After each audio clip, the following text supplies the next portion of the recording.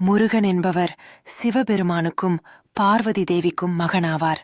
இவரது பிறப்பு, போர் வெற்றிகள் மற்றும் திருமணங்கள் பற்றிய புராணக் கதைகள் தமிழ் இலக்கியங்களில் உள்ளன. முருகன் தனது வள்ளி மற்றும் தேவயானுடன் திருமணம் செய்து கொள்ளும் காட்சிகள் தமிழ் இலக்கியங்களில் விவரிக்கப்பட்டுள்ளன. மேலும் முருகனின் அறுபடை வீடுகள் பாகியங்களை அழகான முறையில் காட்டுகின்றன.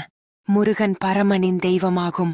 மேலும் அவர் சூரபத்மனை வீழ்த்துகிறார் என்கிற கதை மிகவும் பிரபலமாகியுள்ளது.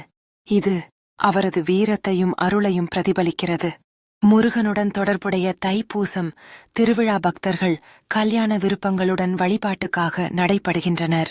இது அவருடைய கருணையையும் பக்தியையும் அழகுபடுத்துகிறது.